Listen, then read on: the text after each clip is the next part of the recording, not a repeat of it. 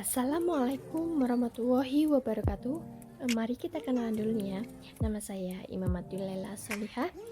Saya dari jurusan Tarbiyah, program studi Pendidikan Agama Islam kelas 2C, dengan nomor induk 2120060,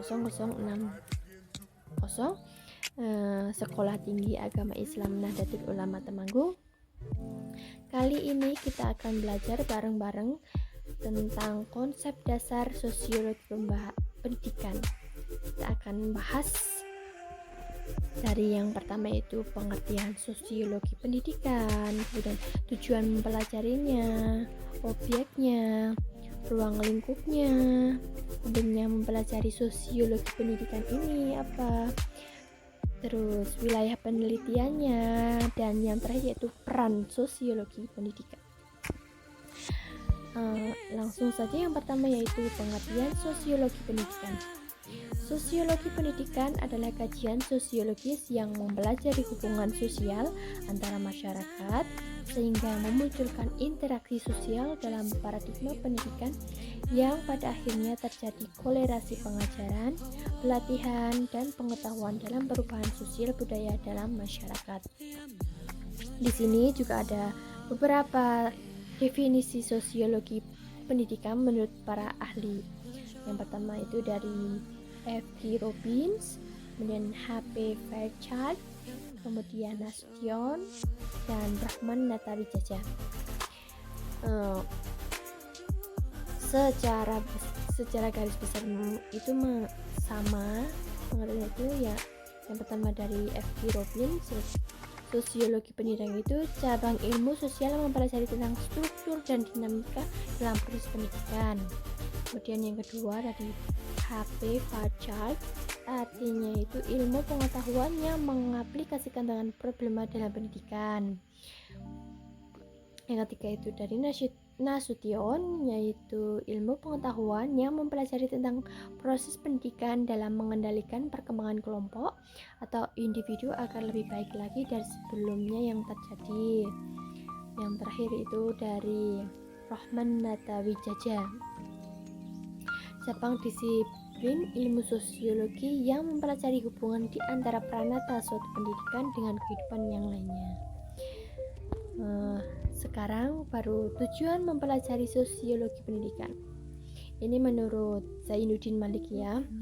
Yang pertama itu menganalisis proses sosialisasi, kemudian menganalisis kedudukan pendidikan dalam masyarakat, menganalisis interaksi sosial di sekolah dan antara sekolah dengan masyarakat, membantu memecahkan masalah-masalah sosial pendidikan, menganalisis tujuan pendidikan secara objektif, mempelajari kelakuan sosial serta prinsip-prinsip untuk mengontrolnya. Sekarang yaitu objek sosiologi pendidikan. Objeknya itu ada dua, yaitu yang pertama material dan yang kedua itu formal. Yang material itu ini segala sesuatu yang menjadi masalah dalam sosiologi pendidikan ini, masyarakat, tingkah lakunya, dan institusi pendidikan.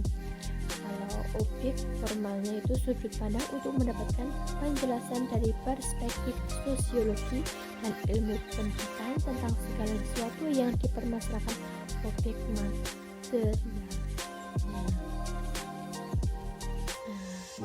Sekarang lingkup sosiologi pendidikan apa sih? Di mana sih ruang lingkup sosiologi pendidikan itu? Ruang lingkupnya itu meliputi hubungan pendidikan dan masyarakat, struktur sosial, proses sosial, dan perubahan sosial. Pentingnya mempelajari sosiologi pendidikan apa gitu.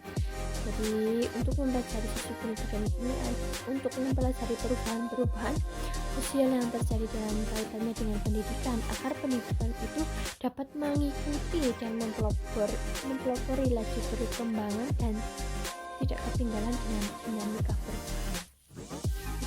perubahan pendidikan dari era ke era, dari tahun ke tahun gitu. Sekarang wilayah penelitian sosiologi pendidikan. wilayahnya itu sangat luas ya, meliputi hubungan pendidikan dengan masyarakatnya, terus pengaruh sekolah dengan pembentukan kepribadian dan perilakunya, pengaruh perubahan sosial terhadap sekolahnya, anak didiknya, dan sebagainya. Sekarang apa sih peran sosiologi pendidikan? Jadi peran pendidikan dalam menyikapi perubahan sosial dalam masyarakat itu, fungsi pendidikan dalam perubahan sosial ini untuk mengembangkan kemampuan analisis yang berperan untuk menanamkan keyakinan dan nilai baru tentang cara berpikir manusia. Dan peran sosiologi pendidikan sebagai pembentuk karakter dalam kurikulum pembelajaran guru diharapkan untuk menyisipkan pendidikan karakter dalam proses belajar mengajar. Ini sangat pentingnya. Terima kasih sudah menyimak dan mendengar penjelasan dari saya, ilmu yang saya sampaikan.